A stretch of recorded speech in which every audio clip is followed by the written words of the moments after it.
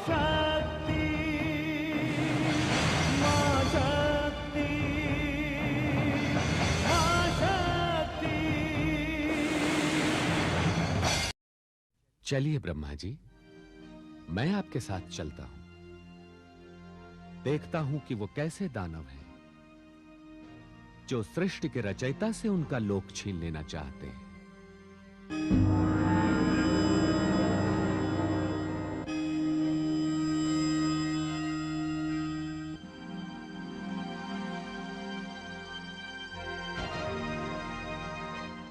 अच्छा, तो परामर्श के नाम पर तुम इसे बुलाने गए थे? हम समझ गए, तुम बहुत चतुर हो। हम दो थे, इसलिए तुम इसे ले आए। और तुम तो सो रहे थे। हाँ, यदि मैं जाग गया होता तो तुमको इस धृष्टता का अवसर ही न देता। अपनी अशिष्टता के लिए इनसे क्षमा मांगो और यह स्थान छोड़कर चले जाओ। मित्र कटव, कहीं हमारे कानों को भ्रम तो नहीं हो रहा है? तुम्हारा भ्रम बस थोड़े समय पश्चात टूट जाएगा। जिनके कानों से तुमने जन्म लिया है, उन्हीं के हाथों तुम्हारी मृत्यु होगी। मृत्यु? मित्र कटव, हमारी मृत्यु? व्यर्थ की बातों में समय नष्ट ना करो। आज तो इनके पास अग्नि की वर्षा करने वाला प्राणी भी नहीं है। हाँ, चलो मित्र, आज मां शक्ति के दिए हुए वरदान का पहला प्रयोग विष्णु पर करते हैं, क्योंकि इसके हाथ पर हमें दो लाभ प्राप्त होंगे। ब्रह्मलोक के साथ साथ विष्णु लोक पर भी हमारा अधिकार हो जाएगा। ये तुम नहीं, तुम्हारे मुख से शक्ति का अहंकार बोल रहा है। जो शक्तिशाली है वो दूसरों की रक्षा करता है। शक्ति एक सूर्य के समान है जो दूसरों को प्रकाश देने के लिए मिलती है, किंतु अहंकारियों के लिए एक ऐसी अग्नि है जो स्वयं को जलाकर राख कर देती है। विष्णु, तुम हमारा अपमान कर रहे हो।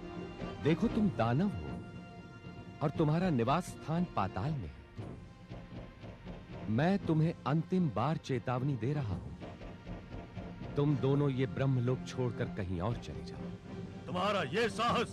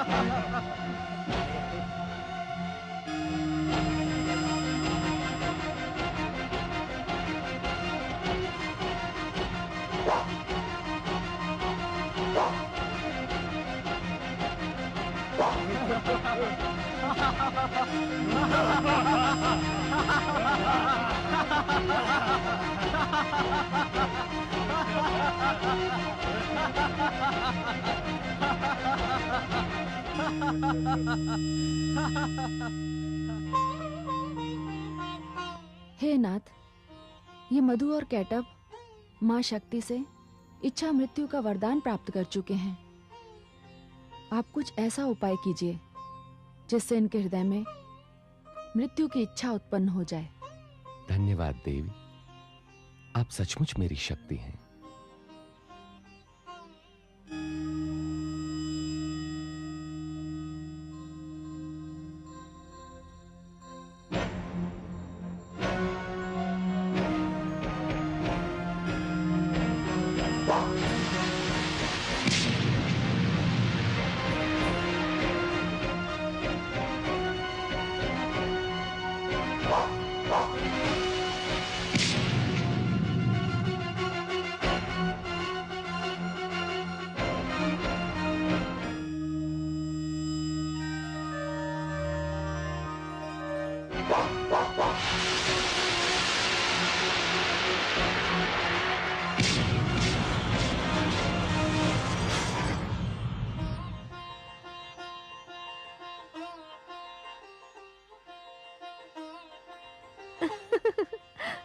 सुंदर,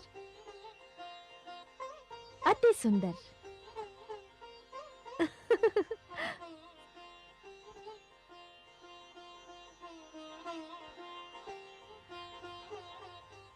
किंतु एक व्यक्ति पर दो का एक साथ आक्रमण करना तुम दोनों महावीरों को शोभा नहीं देता। तुमने सत्य कहा सुंदरी, किंतु वो दूसरा कहां अदृश्य हो गया? कदाचित हमारे भय से भाग गया होगा। पर हे सुंदरी, तुम कौन हो? अपना परिचय देकर हमें कृतार्थ करो। मैं माया हूं, अपनी इच्छा से आती हूं, अपनी इच्छा से जाती हूं। मैंने तुम दोनों महावीरों को लड़ते हुए देखा। तुम्हारी शक्ति देखकर मैं तुम दोनों से अति प्रसन्न हूं। परंतु तुम अपने आश्रयदाता से युद्ध कर रहे हो, ये अच्छी बात नहीं। सुना है तुम इनके कानों में निवास कर चुके हो। तुमने सत्य सुना है सुंदरी, किंतु हम क्या करें? हम तो यहाँ ब्रह्मा से युद्ध करने आए थे, ब्रह्मा इन्हें यहाँ ले आए। हम विवश हैं सुंदरी। सुंदरी, इनकी बातों पर ध्यान न दो। तुम्हें देखकर हमारा मन तुम्हारी ओर खिंच रहा है। यदि तुम हमें थोड़ा सा समय दो तो हम दोनों की जीवन लीला समाप्त करके तुमसे प्रेम याचना करेंगे। नहीं, मैं तुम दोनों पर विश्वास नहीं कर सकती। क्यों सुंदरी? यदि तुम अपने आश्रयदाता से युद्ध कर सकते हो तो ना जाने मेरे साथ कैसा व्यवहार करोगे। सुंदरी, हम विवश हैं इनसे युद्ध करने के लिए। तुम इनसे पूछो कि ये हमारे और ब्रह्मा के बीच क्यों आ गए। मैं इनसे क्यों पूछूं? इतनी सी बात तो कोई भी समझ सकता है। हम समझे नहीं सुंदरी। बड़ी सरल सी बात है। देखो, तुम दोनों महान हो, शक्तिशाली हो। तुम्हें इनसे युद्ध करने की क्या आवश्यकता है? इन्हें एक अच्छा सा वरदान देकर प्रसन्न कर दो। ये वरदान प्राप्त करके यहाँ से चले जाएंगे। फिर तुम दोनों ब्रह्मा जी से जैसा चाहो वैसा व्यवहार कर सकते हो। अरे, ये तो बड़ी सुंदर बात कही तुमने। सचमुच हम संसार में सबसे शक्तिशाली हैं। हम जिसे चाहें जो चाहे वरदान दे सकते हैं। विष्णु, इस सुंदरी के लिए हमारा मन अधीर हो रहा है, इसलिए जितना शीघ्र हो हमसे जो चाहो वरदान मांग सकते हो। मैं जो भी चाहूं तुमसे वरदान मांग सकता हूं? हाँ हाँ, मांग लो। फिर तो मैं तुमसे उसी समय वरदान मांगूंगा जब तुम एक प्रण करोगे। कैसा प्रण? जो वरदान तुम मुझे दोगे उसकी इच्छा भी स्वयं तुम अपने मन में करोगे। हम तुम्हें जो भी वरदान देंगे अपने मन से देंगे, अपनी इच्छा से देंगे। ये हमारा वचन है। हाँ हाँ, वचन है। और देखो, अब देर न करो। ये सुंदरी हमारी प्रतीक्षा कर रही है। इसके लिए हमारा धैर्य समाप्त हो रहा है। जो भी वरदान मांगना है मांग लो।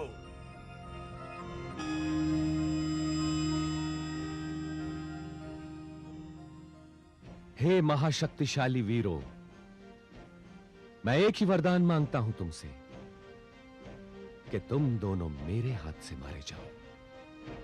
अरे, ये हमने क्या किया? सुंदरी, तुमने हमारे साथ छल किया है। ये सब तेरे कारण हुआ है।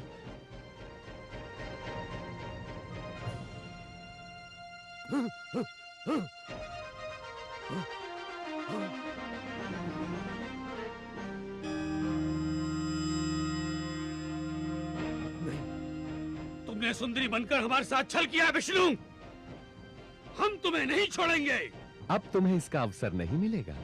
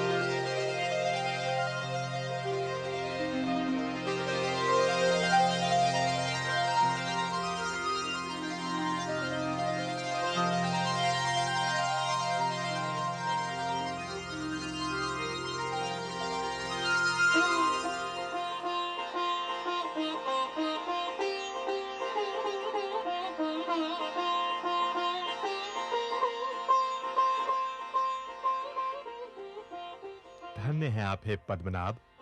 आपने इन दैत्यों से मेरी और मेरे ब्रह्मलोक की रक्षा की। हे आदि प्रजापति, रक्षा का भार मुझे दिया गया है, तो मैंने आपकी और आपके ब्रह्मलोक की रक्षा करके अपना उत्तरदायित्व पूरा किया है। स्तुति से अहंकार का और निंदा से घृणा का जन्म होता है। मैं इन्हीं तत्वों से सृष्टि को बचाना चाहता हूं। ये दोनों आसुरी शक्तियां हैं, इन्हें कान का मैल ही समझना चाहिए और इन्हें कान से निकालकर सदैव के लिए समाप्त कर देना चाहिए। और मैंने वही किया। अब मुझे आज्ञा दीजिए।